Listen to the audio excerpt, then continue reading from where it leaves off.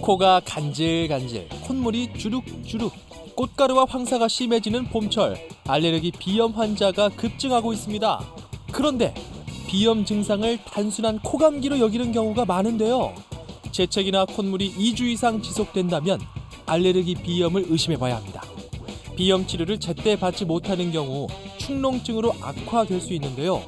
축농증이 심한 경우에는 후각신경이 손상돼서 냄새를 맡지 못하거나 얼굴이 변형되고 집중력 저하, 심지어 수면장애까지 올 수 있어서 적극적인 치료가 중요합니다. 자, 그럼 지금부터 비염과 축농증의 진단과 치료에 대해 자세히 알아보겠습니다.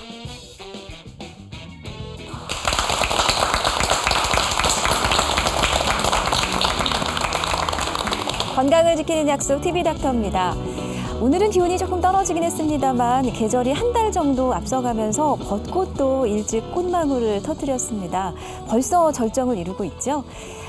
그런데 이렇게 화사하게 꽃들이 일찍 피어주는 건 좋은데 이게 꼭 반갑지만은 않은 분들이 있습니다.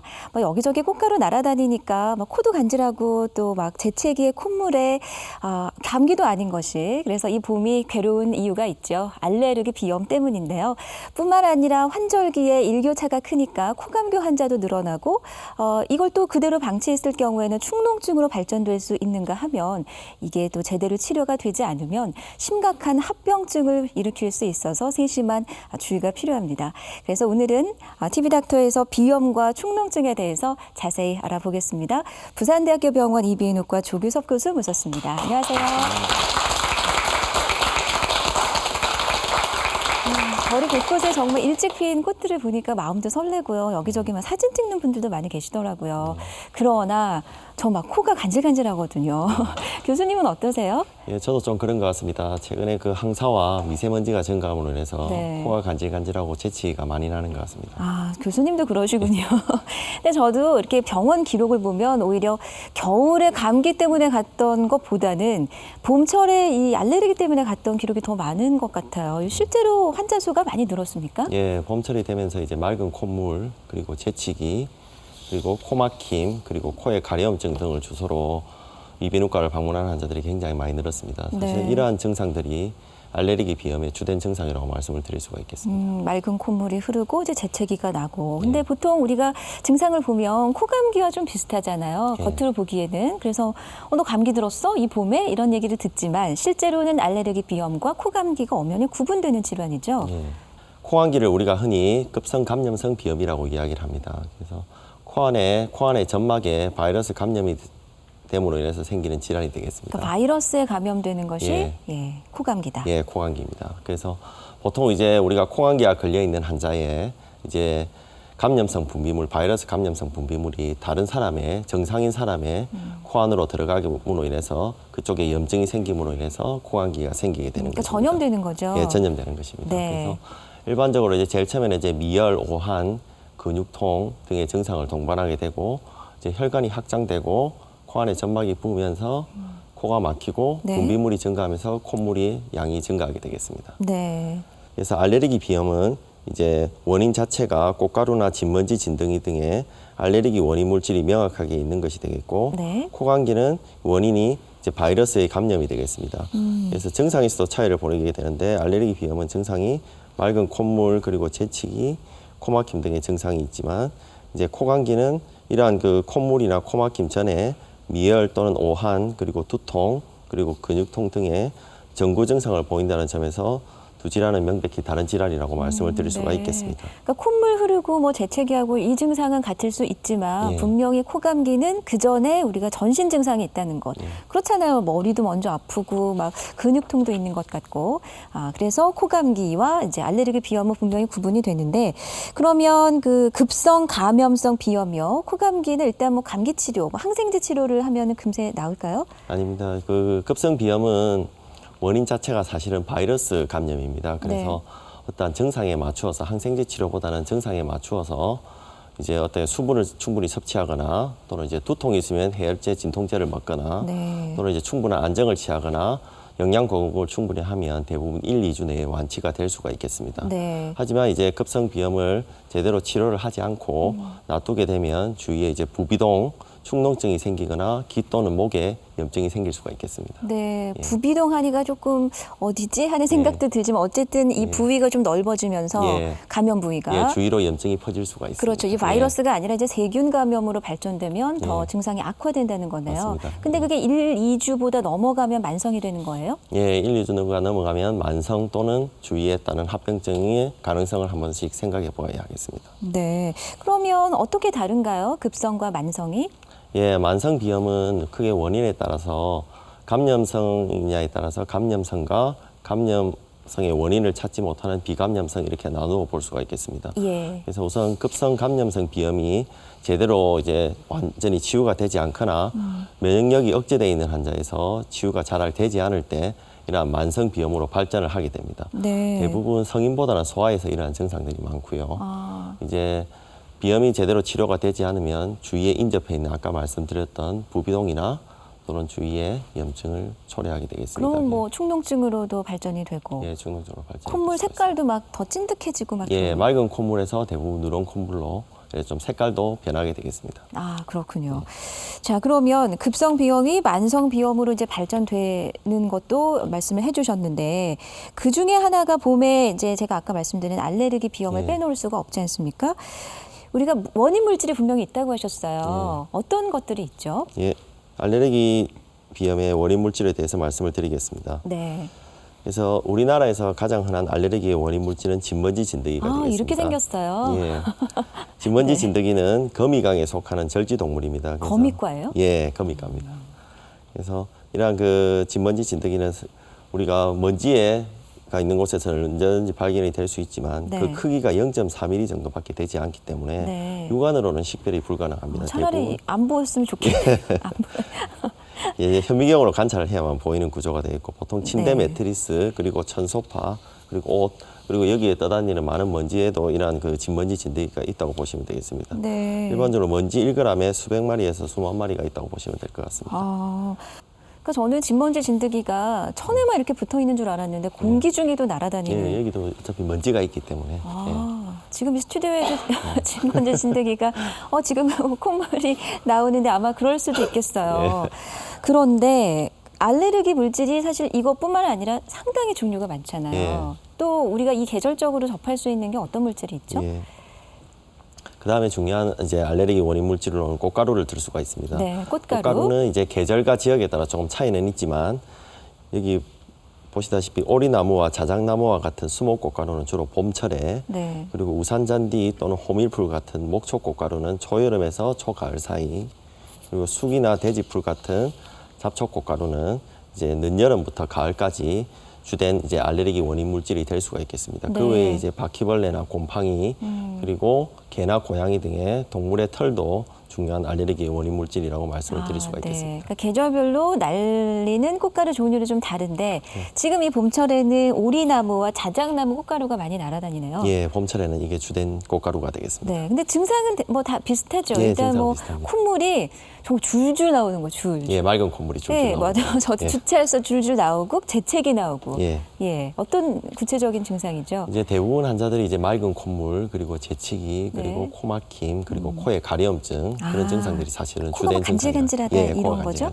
그게 이제 더 재채기나 콧물을 유발할 수가 있겠습니다. 그 외에 이제 눈에 가려움증이나 눈에 이제 눈물 이런 게 있을 수가 있고 그리고 이제 콧물이 심한 경우는 코가 목 뒤로 넘어가는 후비루 코가 목 뒤로 넘어가는 증상도 있을 수가 있겠습니다. 예. 간혹 귀가 가려운 경우도 있던데요. 예, 귀가 가려운 경우도 있습니다. 어쨌든 여기저기 지금 다 연결이 돼 있기 때문에 증상이 비슷한 것 같습니다. 그럼 비염 증상이 심해져서 병원을 찾은 분이 계신데요. 어떤 증상이셨는지 들어보시겠습니다. 코 안에 분명히 뭔가 꽉 찼는데 풀면 안 나오고 여기만 더 아파요. 아파가지고 손이든 휴지를 여기가 끝까지 이래 파내도 안 되면 한쪽을 맞고 팡한데 거기 주로 이제 이 낮에 이거 시간대 없이 거기 나타나요. 그런 부분이 그때가 제일 고들. 이 잠을 요쪽 누워가지고 아파가 못 자는 거는 내가 조금 덜 잔다고 하겠는데 여기는 분명히 뭐가 차가 프로가 나와야 되겠는데 안 나와가지고 진짜 킁킁거리면서 풀 때 그때가 귀까지 어떤 데는 멍멍해질 때 있거든요. 그때가 제일 힘들어요. 근데 이 코가 아프니까 머리가 더 아파지더라고요. 머리가 더 아프고 화도 많이 나고 신경질도 나고 막 가족들한테 화도 내고 막 그렇게 내 의욕도 없어지더라고요. 그래서 이게 굉장히 사소한 게 아니고 내 코가 가운데 있잖아요. 중심이라 진짜 고쳐야 돼요. 비염은. 요새는 한기도 꼭 자주 하면서 전에는 그냥 수술 후에 연고여가 세척할 정도 그때는 하고나 끝이겠지. 요새는 다른 거는 못해도 세척에 이제 소금 이제 파는 소금을 넣어가지고 하루에 최소 못해도 5번 이상씩 코를 넣어가지고 양쪽 다 고개를 숙이면서 하고 분무도 하고 약을 아침 저녁으로 먹는데 주로 낮에 조금 세척을 자주 하는 편입니다. 시장도 왔다 갔다 하고 밖에 갔다 오면 내가 코가 채기 전에 머리가 아프기 전에 먼저 내가 세척을 나갔다 오면 꼭 하고 그렇게 하고 있습니다. 네, 지금 아주 관리를 잘하고 계신 그런 경우인데 그동안 참 얼마나 그 생활이 불편하셨을까 짐작이 됩니다. 뭐 짜증도 나고요. 주변에도 미안하기도 하고 일단 집중이 안 되니까 생활 전반에 영향을 미칠 수밖에 없는데요. 일단 그런 정확한 검사를 위해서는 병원에서 전문적인 검사 절차를 거쳐야 되겠죠. 뭐부터 시작하죠? 예, 일반적으로 환자가 내원을 하게 되면 이제 정확한 환자의 증상에 대해서 문진을 하게 됩니다. 네. 그래서 어떠한 증상들이 있는지 콧물, 재치기, 코막힘, 그리고 가래염증은 있는지 언제부터 생겼는지 이러한 증상들을 물어보게 됩니다. 그리고 네. 알레르기 질환이기 때문에 가족력에 대해서도 자세한 문진을 통해서 이제 환자의 증상에 대해서 검사를 하게 됩니다. 그 이후에 이제 내시경을 통해서 코안을 관찰을 하게 되겠습니다. 그래서 이제 내시경을 들여다보면서 소독을 하거나 이제 코안을 들여다보면 네. 이제 코안의 점막이 좀 창백하고 콧물이 있는 것을 확인할 수가 있습니다. 아프지는 않아요? 예, 콧물을 뽑아내고 있습니다. 네. 오히려 시원하죠? 이렇게 예. 펑펑 떨어주니까. 예. 네. 그리고 이제 정확하게 환자의 어떠한 물질이 원인이 되는지를 확인하기 위해서 알레르기 검사를 시행하게 되겠습니다. 예. 알레르기 검사는 대부분 알레르기 피부 반응 검사를 통해서 하게 되는데 와, 진단 참. 키트를 이제 보통 56종을 많이 쓰게 됩니다. 와, 종류가 그렇게 많습니까? 예, 그렇게 많이. 네. 그래서 등에 이렇게 알레르기 물질을 떨어뜨리게 되겠습니다. 그래서 3에서 5cm 간격으로 이제 간격을 두어서 알레르기 물질을 떨어뜨리고 난 이후에 가는 주사침 등을 이용해서 약간 찔러서 네. 이제 그 알레르기 물질이 통과할 수 있도록 피부 안으로 침습될 수 있도록. 침습될 수 있도록 이제 하고 난 이후에 네. 이제 검사를 하게 됩니다. 그래서 한 보통 15에서 20분 이후에 이제 시약을 닦고 네. 이 어떤 물질이 알레르기 원인 물질인지 이제 확인을 하게 되겠습니다. 그럼 어떤 반응이 나타나나요? 그래서 이 환자 같은 경우는 이제 진먼지 진드기 알레르기가 있었는데요. 네. 이제 물질의 양성이 있으면 주위가 발적이 빨갛게 되면서 이제 부어오르게 됩니다. 그것으로 이제 양성 물질을 확인할 수가 있겠습니다. 네, 일단 원인을 알아야 내가 이제 대처를 할 수 있을 테니까요. 맞습니다. 그 대처라는 게 이제 치료에 들어가는 걸 텐데 예. 알레르기 비염 원인을 알았다? 어떻게 치료할까요? 예, 알레르기 비염의 치료에 대해서 말씀을 드리겠습니다. 예. 치료는 크게 이제 4가지의 방법으로 나누어 볼 수가 있겠습니다. 주된 거는 이제 원인 항원에 대한 이제 노출을 피하는 환경요법, 그리고 약물요법, 그리고 면역요법, 수술요법이 있겠습니다. 네. 가장 주된 치료가 사실은 약물요법이라고 이야기를 할 수가 있겠습니다. 예. 이러한 약물요법에는 이제 경구용으로 복용하는 항히스타민제와 국소적으로 이제 코에 뿌리는 스프레이가 사실은 주된 치료제라고 이야기를 할 수가 뿌리고. 있습니다. 예, 먹고 뿌리고. 예. 그래서 이제 코에 뿌리는 스프레이는 이제 알레르기의 증상, 콧물, 재치기, 코막힘, 그리고 코의 가려움증 이러한 모든 증상들을 해소시킬 수 있는 가장 좋은 치료제라고 이야기를 할 수 있겠습니다. 네. 하지만 이러한 코에 뿌리는 이제 스프레이는 국소적으로 작용을 하기 때문에 어떻게 뿌리는지 정확한 사용 방법에 따라서 뿌려야만이 가장 좋은 효과를 볼 수가 있겠습니다. 그러니까 먹는 약보다 뿌리는 약이 훨씬 더 효과가 좋으나 예. 제대로 된 사용법을 익혀야 효과가 있다. 예. 그럼 사용법을 좀 가르쳐 주시죠. 예, 사용법에 대해서 말씀을 드리겠습니다. 네, 어떻게 사용하는 것이 올바른 방법인지. 예, 일반 환자들한테 이렇게 뿌리라고 하면 이렇게 잘못된 방법으로 뿌리게 됩니다. 이게 잘못된 거예요? 예, 그냥 보기에 그래서, 괜찮은 것 같은데. 예, 어디가 잘못됐는지 말씀을 드리겠습니다. 네. 그래서 우선 이제 용액이 잘 분무가 되는지를 먼저 확인을 하고 예. 한쪽 코에 이렇게 삽입을 하게 됩니다. 그래서 보통 한쪽 코에 2회 분무 4초간 숨을 멈추었다가 코에 뿌리게 되겠습니다. 네. 그림에서 보듯이 잘못된 사용법은 이제 코 안에 넣고 코 가운데를 향해서 이렇게 뿌리면 잘못된 방법이 되겠습니다. 그래서 예. 뿌릴 때는 오른쪽 코를 뿌릴 때는 왼쪽 손으로 코의 바깥쪽을 향해서 이렇게 뿌리고 네. 왼쪽을 뿌릴 때는 오른쪽 손으로 이제 바깥쪽을 향해서 뿌리는 게 올바른 사용법이라고 말씀을 드릴 수가 있겠습니다. 방향을 살짝 이렇게 틀어주는군요. 예. 그 이유가 있습니까? 예, 이제 우선 가운데에 있는 방향으로 이제 뿌리게 되면 그러니까 직선으로 이렇게. 예, 직선보다는 이제 내측을 향하게 되면 네. 이제 뿌리는 방향 자체를 내측으로 향하게 되면 네. 이제 통증을 유발할 수가 있습니다. 이제 아. 점막에 닿이기 때문에 통증을 유발할 수가 있고 네. 이제 장기적으로 오래 사용하는 환자에서는 점막에 계속 뿌리게 되면 그 네. 비중격 천공이라고 구멍이 날 수 있습니다. 아, 그래서 그런 경우들이- 드물게 생길 수가 있기 때문에 그런 네. 걸 피하게 하기 위해서 네. 이제 좀 바깥쪽을 향해서 뿌리는 게 올바른 사용법이라고 그러니까 저는 말씀드리겠습니다. 평소에 그냥 정말 똑바로 이렇게 싹 직통해서 들어갈 수 있도록 예. 똑바로 뿌리는 게 옳다고 생각했는데 예. 그게 아니고 이렇게 약간, 대각선으로. 예, 대각선으로 바깥쪽 방향을 이렇게 또는 이렇게. 예, 맞습니다. 그게 정확한 아, 방법입니다. 그렇군요. 저는 몰랐네요. 사실 이런 뿌리는 약 처방은 가끔 받으시죠? 그런데 올바른 사용법 그동안 아셨습니까? 모르셨죠? 그냥 뿌리세요 하고 끝이었는데 오늘 제대로 배운 것 같습니다. 자, 그러면 이제 뿌리는 약도 뿌리고 우리가 경구용 약도 복용하고 또 아까 환경요법이라고 하신 거는 이제 진먼지 진드기의 경우에는 뭐 집안을 청결하게 한다든지 이런 거 이제 여러 가지 요법을 통해서 치료를 거치다 보면 결국 완치가 가능할까요? 안 된다는 분들도 계시더라고요. 예, 알레르기 비염을 사실은 완치를 하기 위해서는 네. 앞에 말씀드렸던 여러 가지 원인 물질에 대해서 완전히 원인 물질을 차단하거나 환자의 체질을 바꾸는 그런 치료가 되어야 됩니다. 하지만 두 가지의 치료 자체가 다 쉽지는 않습니다.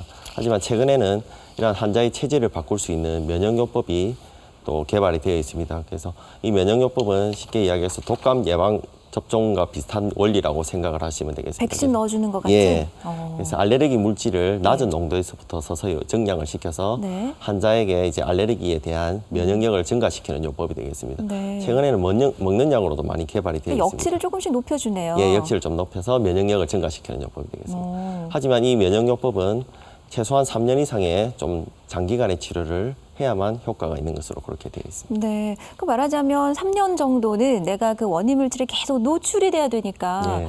그러면 그동안은 증상이 있다는 거잖아요. 뭐 콧물도 예, 나오고. 맞습니다. 그래서 재채기도 치료가 나고. 완전히 될 때까지는 증상은 있지만 네. 약을 이제 면역요법을 시행함으로 인해서 서서히 그런 증상들이 조금씩 호전된다. 예, 호전되어 가게 되겠습니다. 아, 그렇군요. 우리가 이제 피하고만 살 수는 없으니 차라리 내 몸의 저항력을 기르자. 이렇게 해서 면역요법이 필요하지만 조금 시간이 걸리는 점은 있네요. 예, 맞습니다. 재발은 안 되나요? 일반적으로 이제 새로운 항원에 노출되지 않는 이상은 이제 대부분 새로운 이제 알레르기 증상은 대부분 없는 것으로 되어 있고 네. 3년 이상 꾸준히 치료를 하였을 때 재발률은 이제 여러 가지 논문 결과에 따라서 이제 차이는 있지만 대부분 3년 이후에 이제 보통 한 30% 정도 재발률이 사실은 조금 높다고 이야기를 드릴 수도 있는데 그러네요. 한 30% 정도 된다고 보고가 되고 있습니다. 네. 그러니까 이 비염의 경우에는 우리가 평생 좀 관리해야 되는 질환이 아닌가 하는 생각이 예, 드네요. 지속적인 관리가 필요한 질환이라고 말씀을 드릴 수가 있습니다. 네, 그렇습니다. 네, 이번에는 이제 축농증인데요. 축농증은 어느 날 갑자기 탁 생기는 것이 아니고 이제 계속 진행되다 악화되다 그 단계가 축농증 단계까지 이르게 된다는 거 아닙니까? 예. 예. 그러니까 비염이 악화되면 축농증이 된다. 예, 맞습니다. 축농증의 가장 흔한 원인은 앞에서 말씀드렸던 급성 감염성 비염, 코감기를 제대로 치료를 하지 않았을 때 축농증이 가장 많이 생기게 되겠습니다. 네. 그래서 보통 이제 코감기의 증상이 일주일에서 2주 이상이 지속이 되면 이제 부비동염 또는 축농증을 의심을 해봐야 되겠습니다. 네. 그래서 축농증은 이제 코에 있는 점막의 염증이 인접해 있는 다른 이제 부비동이라 하는 그쪽으로 염증이 파급이 됨으로 인해서 그쪽에 있는 점막이 붓고 그로 인해서 이제 배출구가 막힘으로 인해서 네. 이제 농이 축적이 되는 질환이 되겠습니다. 아, 부비동이라고 말씀을 해주셨는데 구체적으로 어떤 부위인지 좀 위치를 확인해 보겠습니다. 예. 이제 코의 구조가 어떤지부터 볼까요? 예, 제가 말씀을 드리겠습니다. 그래서 코 안의 구조는 크게 비강과 옆에 있는 이제 비강과 이제 상악동, 전두동이라고 표시가 되어 있는 이러한 부비동으로 나누어 볼 수가 있겠습니다. 지금 그 얼굴에서 그 분홍색으로 이렇게 네 군데 동서남북 퍼져 있는 곳이 부비동. 예, 부비동입니다. 이 네. 네 군데가 부비동이 되겠습니다. 그리고 코의 가운데 있는 이 부위가 비강이 되겠습니다. 비강이군요. 예. 예. 그래서 이 쉽게 우리가 비강을 복도라고 생각하시면 되고 네. 부비동을 그 옆에 있는 방이라고 생각을 하시면 되겠습니다. 다 연결돼 있어요. 예, 다 연결이 되어 있습니다. 가는 이제 길을 통해서 다 연결이 되어 있다고 보시면 되겠습니다. 그럼 염증이 처음에 부비동에 저기 어디죠? 예, 비강 코 안에 비강에 생겼다가 이러한 염증이 이러한 길을 통해서 부비동에 염증이 생길 수가 있겠습니다. 아, 심하면 이제 다 퍼지겠습니다. 예. 그럼 축농증이 생긴 지금 그림이 나오는데요. 예. 그래서 이러한 그 코에 있는 비강에 염증이 생기면 그 인접해 있는 부비동에 염증이 파급이 되게 됩니다. 그래서 네. 염증으로 인해서 코 안에 점막이 붓게 되고 이러한 자연 계고부가 막히게 됩니다. 지금 교수님이 예. 지금 체크해 주시고 있는 그 부위가 예. 사실은 출구예요. 예, 출구입니다. 예, 이러한 그 부비동이 이제 원래 고름이 고이더라도 배출되는 출구가 되겠습니다. 그러니까 농이 그쪽을 통해서 나와야 되는데. 예, 나와야 되는데 점막이 부음으로 인해서 그 구멍 배출구가 막히게 되면 네. 더 빠져나오지 못하고 농이 그 안에 축적이 되게 됩니다. 그게 축농증이라고 말씀을 드릴 수가 있습니다. 그렇군요. 지금 그림상에서 이제 노란 부분이 바로 염증인데. 예, 고름이 고여 있는 게 되겠습니다. 처음에는 비강에 염증이 생겼다가 또 제대로 치료 안 하면 이 네 군데에 퍼져 있는 부비동까지 퍼지고 예, 이 배출구가 막히면 그게 안에 고이면서 농축되면서 예, 농축되면서 축농증이 예, 된다. 축농증이 아, 그래서 부작용이 생기는 거겠네요. 그러면 비염이 심해져서 축농증이 올 수 있다고 방금 말씀해 주셨는데 또 다른 원인은 없습니까? 예, 축농증이 예, 축농증의 다른 원인에 대해서 말씀을 드리겠습니다. 앞에서 말씀드렸다시피 축농증은 네. 급성 비염이 가장 큰 원인이 되겠습니다. 그러니까 우리가 흔히 알고 있는 코감기. 예, 코감기 예. 가장 중요한 원인이 되어 있고요. 그 외에 이제 코 안에 무록 같은 어떠한 그 배출구를 막을 수 있는 어떠한 질환이 있습니다. 그래서 무록 같은 질환이 있을 때 그 배출구가 막힘으로 인해서 다시 축농증이 생길 수가 그러니까 있습니다. 무록이 통로를 막네요. 예, 통로를 막음으로 인해서 네. 생길 수가 있겠습니다.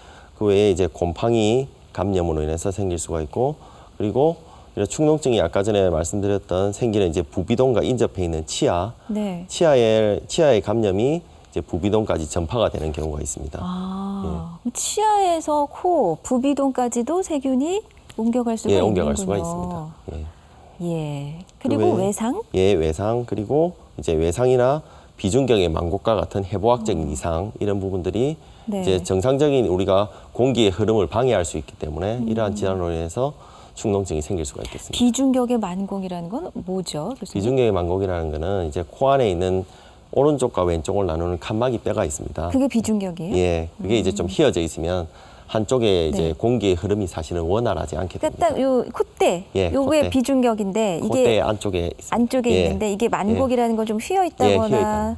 예, 이렇게 좀 사선으로 이렇게 돼 있으면 예. 결국은 또 축농증의 예. 원인이 된다. 예, 해부학적으로 이제 공기의 흐름을 방해할 수 있기 때문에 그런 게 이제 축농증의 또 원인이 될 수가 있겠습니다. 그렇군요. 그러니까 급성 비염, 우리가 코감기뿐만 아니라 여러 가지 원인으로도 이제 축농증이 올 수가 있는데 축농증은 어떤 증상이 나타나나요? 예, 축농증의 증상에 대해서 보통 말씀- 보면은 목소리가 예.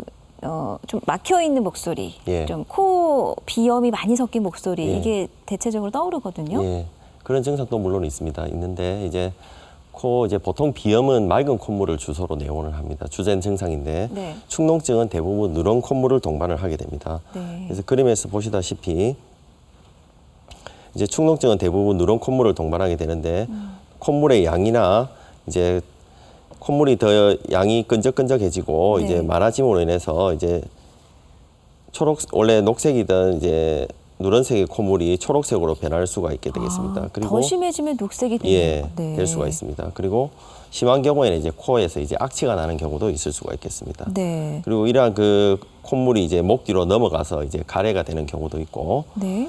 이제 또는 후각 저하, 그리고 드물게는 이제 안면부의 통증 또는 압박감 이런 증상들이 있을 수가 그럼 있겠습니다. 냄새도 잘 맡지 못할 것 같은데요. 예, 후각 저하 있는 환자들이 꽤 있습니다. 아, 후각 저하. 예, 냄새를 잘 맡지 못하는. 그렇겠습니다. 예. 또 예. 우리가 가볍게 정말 코감기만 알아도 머리 아프고 참 불편한 사항이 많은데 축농증이면 훨씬 더 그 증세가 심할 것 같습니다. 실제로 축농증 그 수술을 받은 환자가 계셔서 한번 만나봤습니다. 콧물이 자주 많이 나오고 이렇게 코를 풀리다 보니까 그 어디 외출 같은 갈등이 항상 그 손수건, 화장지는 필수 준비 사항이고 그 어디 대화나 또 음식 같은 거 먹을 적에 콧물이 시도 때도 없이 나오니까 굉장히 그 주의를 많이 기울여야 되고 일단 다른 사람들한테 이렇게 좋지 못한 인상을 안 줘야 되니까 일단 생활이 굉장히 불편하죠. 신경을 굉장히 많이 써야 되고 항상 이제 콧물 닦을 준비를 하고 있어야 되니까 그런 점이 굉장히 불편합니다. 한 시간에 3, 4번, 하루에 한 50번 정도 코를 풀었고 아침에 일어나서 화장실 가려고 일어서면은 그 방바닥에 빗방울처럼 두두둑 하고 떨어졌습니다. 그래서 그 방바닥에 떨어진 콧물을 닦으면서 어디서 어떻게 만들어지길래 이렇게 끝없이 흘러내리는가 그런 생각도 많이 했었고 그런데 자다가 잠을 깨는데 숨을 못 쉬었어. 숨을 못 쉬어서 잠을 깨니까 공포감을 느끼게 되죠. 내일 밤에는 오늘 밤처럼 이렇게 잠을 깰 수 있을까? 만약에 잠을 깨지 못한다면은 그러면 3개월 전에 수술하셨다고 그랬는데 수술 전 후 비교하면 차이가 좀 많이 나는?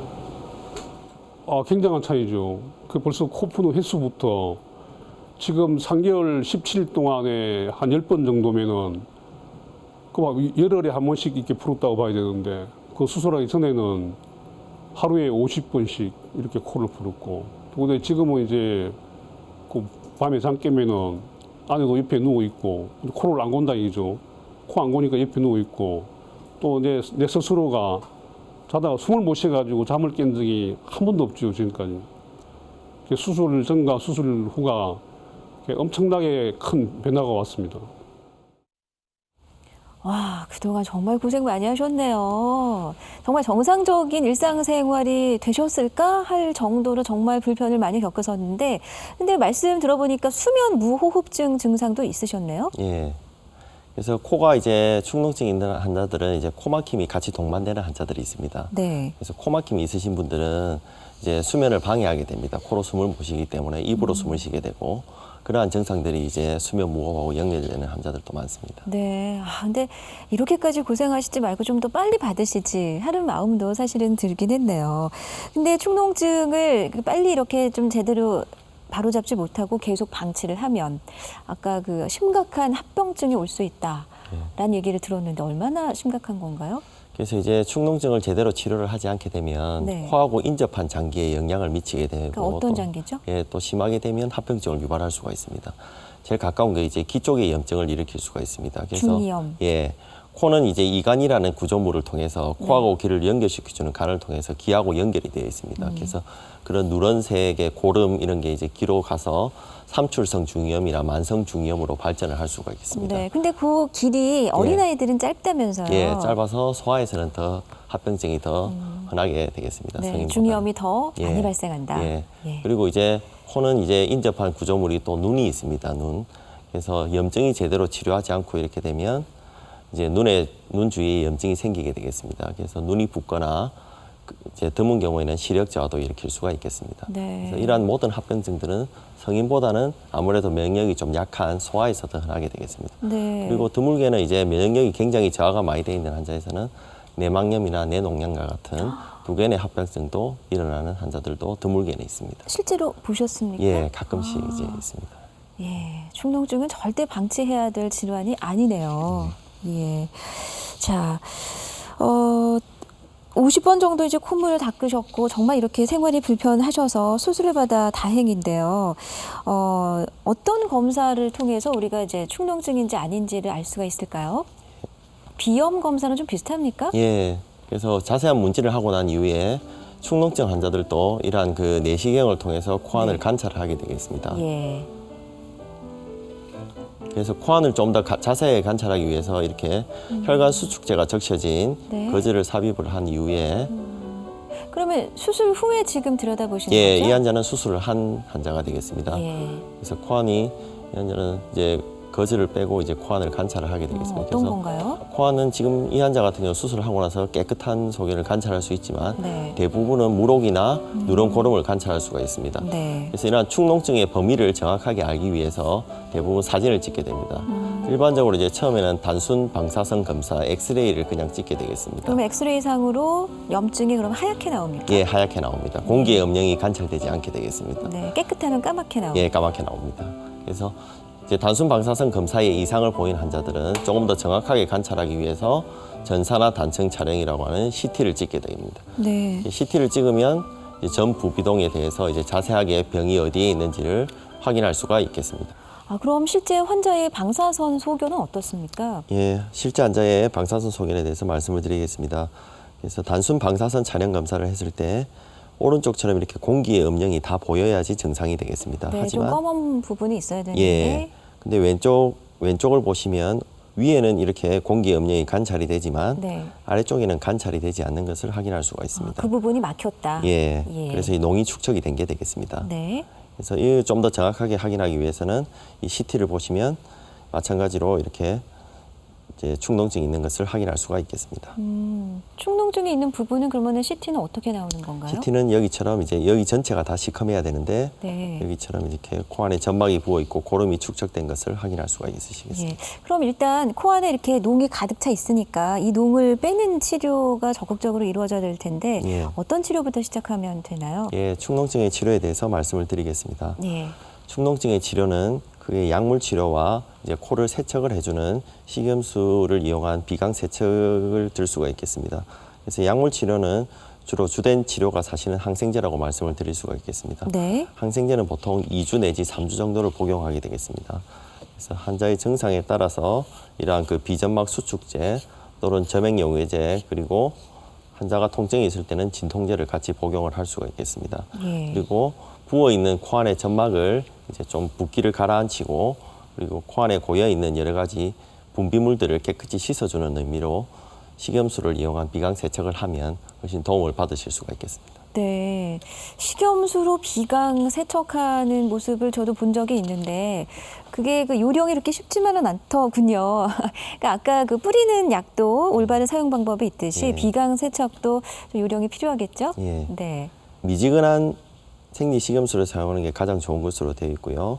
세척기는 이제 간장용 주사기 또는 여러 가지 세척 용기를 사용해서 이제 세척을 하시면 되겠습니다. 네. 일반적으로 씻고자 하는 코를 이제 아래쪽으로 하여서 이제 고개를 한쪽으로 숙인 상태로 코를 씻게 되겠습니다. 그래서 한쪽 코에 대부분 50에서 100cc 정도를 투여해서 코를 씻게 되는데 이제 방향 자체를 앞에서 스프레이를 코에 뿌리는 스프레이를 사용할 때와 마찬가지로 네. 콧구멍과 평행하게 코 점막 이제 가운데를 너무 향하지 않게 그럼 바깥쪽으로요? 예, 조금 바깥쪽으로 해서 사용하는 게 좋겠습니다. 네. 그래서 너무 급하게 주입을 하게 되면 굉장히 불편을 느끼실 수가 있기 때문에 이러한 용액을 주입을 할 때 천천히 주입을 하는 게 좋습니다. 천천히 주입을 하면 주입한 용액은 이제 반대편 코나 입으로 세척액이 나오게 됩니다. 네. 그래서 나오는 이러한 세척액을 삼키지 않도록 하기 위해서는 이제 목으로 물이 넘어가지 않게 이제 입을 벌려서 아 소리를 내는 게 도움이 되고 아니 그러니까 주입하면서 아 소리를 내요 동시에? 예. 그러면 이제 입으로 나오거나 네. 반대쪽 코로 콧물이 나오게 되는데 네. 아 소리를 내지 않거나 가장 중요한 거는 네. 이제 이렇게 삼키게 되면 잘못해서 이간이라는 코하고 귀를 연결시켜주는 간을 통해서 귀로 물이 들어갈 수가 있습니다. 오히려 그러면 세균 섞인 물을 넣는 셈이 되네요. 예, 이관에다가. 그래서 정확한 방법으로 세척을 하는 게 중요하다고 말씀을 드릴 수가 있겠습니다. 그러네요. 그러니까 한쪽 콧구멍으로 넣는데 여기서 막 줄줄줄 이렇게 나온다면 그거는 잘 되는 거죠. 예, 맞습니다. 정확한 방법으로 코 세척이 필요하겠습니다. 축농증에도 교수님 뿌리는 약 사용합니까? 예, 축농증에도 코에 뿌리는 약을 사용하게 되어 있습니다. 근데 그게 이제 국소적으로 효과가 좋긴 한데 예. 혹시 뭐 부작용은 없는지 오래 사용해도 되는지 이 부분은 약간 걱정도 되더라고요. 예, 축농증 환자에서 코 스프레이를 사용하는 목적은 염증을 가라앉히고 코 안에 있는 점막이 부어 있는 것을 가라앉히는 효과가 있겠습니다. 네. 그래서 보통 하루에 한 번 또는 2번 정도 사용을 하게 되는데 네. 장기적으로 사용하더라도 이 약물은 대부분 국소적으로 작용하기 때문에 전신적인 부작용은 거의 없다고 보셔도 됩니다. 장기적으로 오래 사용을 해도. 아, 그렇군요. 하지만 이제 국소적으로 작용을 하기 때문에 예. 이제 뿌렸을 때 이제 코 안에 건조감이나 딱지 그리고 잘못된 방법으로 오랫동안 사용을 하였을 때는 네. 전에도 말씀을 드렸지만 이제 코 안에 이제 천공 이런 게 생길 수 있기 때문에 올바른 사용법으로 사용하는 게 좋겠습니다. 네, 다시 한번 기억을 해야 되겠네요. 네. 이렇게 바깥쪽으로 뿌려야 예, 된다. 맞습니다. 코 세척도 예, 마찬가지고요. 그게 정확한 방법이 되겠습니다. 자, 그런데 이런 방법을 다 써봤지만 이 축농증, 농이 잘 제거되지 않더라. 그럼 결국 이제 수술을 선택해야 될 텐데 예. 어떤 경우에 이런 선택을 하게 됩니까? 대부분 축농증 환자들은 급성이든 만성이든 대부분 약물 치료로 치유가 잘 됩니다. 네. 하지만 이제 약물 치료로 효과가 없을 때는 이제 수술요법을 시행을 하게 되겠습니다. 네. 그래서 수술 동영상을 보면서 말씀을 드리겠습니다. 네. 그래서 이 환자 같은 경우는 축농증 환자가 되겠습니다. 코 안을 이렇게 개구부를 막고 있는 무록을 관찰하실 수가 있고 어떤 게 무록이에요? 이게 무록입니다. 아, 지금 그리고- 입구를 딱 막고 있어요. 예. 그리고 주위에 아까 전에 빼냈습니다. 예. 그래서 무록을 제거를 해주고 네. 개구부를 10개 열어주는 게 축농증의 주된 치료가 되겠습니다. 그래서 코 안에 있는 점막들 이제 개구부를 막고 있는 이러한 여러 가지 이제 병변들을 제거를 하면 개구부를 넓게 열면 그 지금- 농이 축적돼 있는 걸 확인할 수가 있습니다. 지금 빠져나오는 게 농이었어요? 고름입니다. 예, 지금도 고름이 빠져나오고 있습니다. 네, 아유 잘 나오고 있습니다. 예. 그래서 이렇게 고름을 배출시켜 주는 게 축농증의 주된 수술 방법이 되겠습니다. 그러니까 그 배출 끈적끈적해서 굉장히 고름이 잘 안 나오는 걸 확인하실 수가 있습니다. 그럼 저거 빼는 게 좀 어렵습니까? 지금 저거 노란 것도 농이죠? 예, 농이고 이제 코 안에 점막이 부어 있는 염증 조직이 되겠습니다. 예. 아, 그러니까 그 배출구를 막아놓고 있는 무록을 일단 제거를 하고 예. 그러면 입구가 뚫리니까 예. 이제 안에 있는 농을 뽑아낸다. 예. 정말 시원하시겠습니다. 예. 수술하자마자. 근데 수술이 모든 환자에게 적용되는 건 아니잖아요. 예. 수술은 이제 사실은 대부분 환자들은 급성 이제 부비동염이든 만성 부비동염이든 대부분 네. 약물로 치유가 다 잘 됩니다. 하지만 약물로 치유가 되지 않는 환자에서 네. 이러한 수술적인 요법을 통해서 완치를 할 수가 있겠습니다. 수술은 완치가 가능한 예, 거예요? 완치가 가능합니다. 아, 그렇군요. 재발은 안 됩니까? 이제 재발 사실은 주된 원인은 이제 코감기가 걸렸을 때 제대로 치료를 받지 않은 경우에 재발을 할 수가 있습니다. 수술을 그래서- 했다 하더라도? 예. 그래서 이제 코감기가 걸리고 나면 이제 이러한 그 부비동염이 추가로 재발을 하지 않도록 네. 약을 꾸준히 먹고 관리를 하는 게 무엇보다 중요하다고 말씀을 드릴 수가 있겠습니다. 아, 그렇군요. 자, 오늘 비염과 축농증에 대해서 참 많은 걸 배우지 않았습니까? 그 코 세척하는, 이 뿌리는 약 사용하는 방법까지요. 요즘에 비염으로 혹시 고생하시는 분 계신가요? 네, 꽤 계시죠. 막 꽃가루 날아다니고 하니까. 오늘 직접적으로 이렇게 궁금하신 점 물어보실 수 있겠는데 어떤 분이 좀 물어보실까요? 예. 저는 강아지를 키우고 난 뒤에 알레르기 때문인지 콧물이 심해졌거든요. 예, 강아지를 계속 키우고 싶은데 면역요법을 받으면 정상이 괜찮아질까요? 아, 부작용도 애완동물. 없는지 궁금합니다. 네. 예. 사실은 면역요법을 하면 완치는 될 수 있지만 안타깝게도 이제 개의 항원에 대한 면역요법은 아직 개발이 돼 있지 않습니다. 아, 그렇군요. 예. 그래서 이제 강아지를 키우지 않는 게 사실은 가장 좋은 치료라고 말씀을 드릴 수가 있는데 네. 좀 계속 강아지를- 키우고 싶다고 예, 하셨거든요. 그러면 이제 약을 복용함으로써 이제 증상을 조절하면서 키우실 수가 있겠습니다. 네. 예, 그러면 이제 완치를 할 수가 있고 예. 이제 특별한 부작용은 없는 것으로 되어 있습니다. 지금 이제 강아지의 경우지만 뭐 강아지뿐 아니라 고양이나 마찬가지로 예. 아직까지는 이제 개발이 예, 안 돼 있. 예, 개발이 안 돼 있습니다. 아, 그러네요. 예. 예. 그러니까 애완동물을 키울 경우에는 그런 점을 좀 감수를 해야 되는 예. 그런 부분이 있겠습니다. 자, 또 다른 분 질문 있으세요? 예. 네, 저는 뜨거운 음식을 먹을 때면 콧물이 심하게 나서 음식 먹기가 정말 곤란한데요.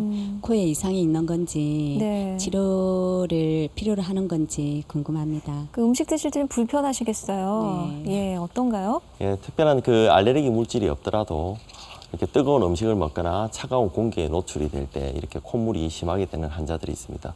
그런 환자들을 이제 혈관 운동성 비염이라고 합니다. 네. 또 다른 비염의 한 종류가 되겠습니다. 아. 예, 그렇지만 이제 이런 환자들에서도 앞에 말씀드렸던 코 스프레이 또는 약물 복용으로 충분히 그 증상을 줄여서 치료를 할 수가 있겠습니다. 네.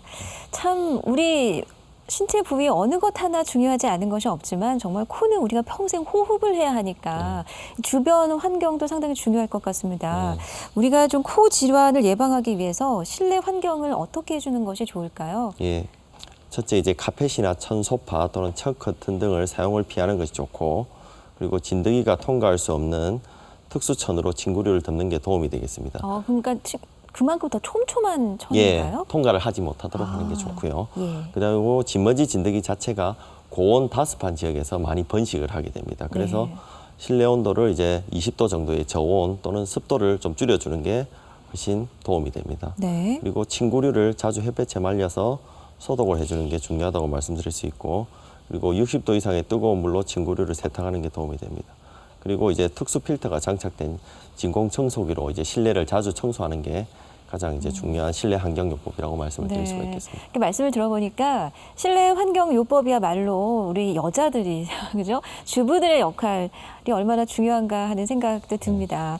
근데 저는 또 개인적으로 궁금한 것이요. 요즘 사실 우리가 위생적이고 깨끗한 생활 환경에 살고 있잖아요. 근데 비교해 보자면 훨씬 더 예전에 조상 어른들께서 사시던 때는 이보다 훨씬 더 비위생적이었을 테고, 뭐 빨래도 덜 하셨을 테고, 심지어 대청마루는 막 외부와 통해 있잖아요. 근데 왜 이렇게 이런 환자들이 많이 늘어나는 건지. 그래서 이렇게 알레르기 환자가 많이 늘어나게 된 이유는 네. 여러 가지 원인들이 있는데, 사실은 대기 오염, 그리고 황사, 미세먼지의 증가, 이러한 여러 가지 원인들이 알레르기 질환 자체의 환자를 많이 늘리게 된 그 관여가 있다고 생각을 합니다. 네, 결국은 우리가 그렇게 원인을 만들었다는 생각도 드는군요. 예. 근데 축농증과 비염 같은 경우에는 특히 어린아이들의 경우에는 참 주의를 해야 된다는 얘기를 많이 듣거든요. 그건 왜 그렇습니까? 이제 축농증 같은 경우는 성인에 비해서 소아에서 여러 가지 축농증으로 인한 합병증, 네. 그리고 빈도가 훨씬 더 성인보다는 높다고 말씀을 드릴 수가 있습니다. 예. 그 이유는 축농증의 가장 흔한 원인이 코감기입니다. 코감기. 그래서 이러한 코감기 자체의 빈도가 성인보다는 집단 생활을 하는 특히 소아에서 더 자주 빈도가 일어나게 됩니다. 그래서 이러한 것이 중요한 이제 축농증이 소아에서 빈도가 더 많고, 합병증은 면역학적으로 아직 완전히 성숙이 안 된 단계이기 때문에 여러 가지 합병증이 일어날 확률도 성인보다는 소아에서 더 많다고 말씀을 드릴 수 있습니다. 아까 말씀하셨던 합병증이요. 예. 그럼 소아의 경우 그냥 방치했다, 엄마가 좀 모르고 놓쳤다 시기를, 그럼 어떻게 되나요? 그래서 대부분 이제 치료 방법에 있어서 특별한 차이는 보이지는 않습니다. 예. 그래서 정확하게 진단을 받고 더 합병증으로 진행하기 전에 치료를 하는 게 중요하다고 말씀을 드릴 수 있겠습니다. 그래도 수술까지 가는 경우도 있어요, 아이의 경우에? 특히 드물게 수술까지 가는 경우가 있습니다. 예. 아무래도 이제 어린아이에게 수술시킨다 그러면 많이 좀 맞습니다. 꺼려하게 예. 될 것 같거든요. 예, 대부분은 사실은 약물 치료로 치유가 잘 되는데 예. 너무 병을 오랫동안 방치를 하게 되면 수술적인 요법으로 연결되는 경우도 많습니다. 네. 사실 이렇게 방치하게 되면은 아이들은 또 성장하는 시기인데 성장 장애도 올 수 있고 예. 학습 능력도 좀 떨어질 것 같은데요. 학습 능률이 상당히 떨어지게 돼요. 이제 코의 질환을 갖고 있는 환자들은 이제 대부분 코막힘의 증상이 심합니다. 예. 코막힘의 증상이 있는 환자들은 이제 깊은 수면을 취하지 못하게 됩니다. 그래서 깊은 수면을 취하지 못하게 되면 이로 인해서 성장 장애가 유발될 수 있고, 네. 특히 코막힘으로 인해서 학업 능률이 상당히 떨어지게 됩니다. 예. 그럼 축농증 환자 이렇게 접하시면서 정말 딱 적절한 시기에 치료를 해서 좋은 결과를 얻었던 경험이 있으세요? 예. 그래서 이렇게 이제 병원에 내원하는 환자들은 대부분 코막힘, 콧물 이러한 여러 가지 불편한 증상을 가지고 내원을 하게 됩니다. 네. 그래서 대부분 치료는 처음에는 이제 약물 치료로 대부분의 환자들은 그러한 증상들이 대부분 없어지게 됩니다. 그렇지만 이제 그런 증상들이 남아 있고 치유가 잘 안 될 때는 수술 요법을 하게 되고, 그렇게 되면 대부분 환자들이 만족을 하고 생활을 하시게 될 수 있겠습니다. 네. 자, 이 봄에 이 화사한 꽃의 계절에 좀 나들이도 많이 다니실 텐데, 뭐 알레르기 비염이든 그렇지 않으면 이제 코감기든 또는 축농증으로 고생하고 계실 또 여러 많은 분들을 위해서 당부의 말씀 마지막으로 부탁드리겠습니다. 예. 그래서 알레르기 비염이나 또는 여러 가지 비염 그리고 축농증을 이제 완치가 되지 않는, 치유가 잘 되지 않는 병으로 생각을 하고 병원에 오기를 굉장히 망설이시는 분들이 굉장히 많습니다. 네. 사실은 비염이나 축농증은 완치가 가능한 질환입니다.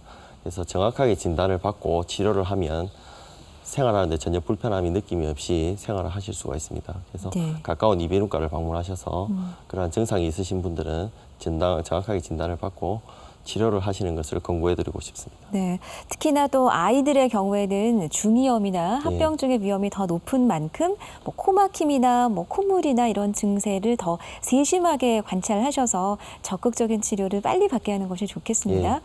자, 오늘 비염과 축농증에 관해서 자세히 알아봤습니다. 부산대학교 병원 이비인후과 조규섭 교수께 감사드립니다. 고맙습니다. 네, 감사합니다.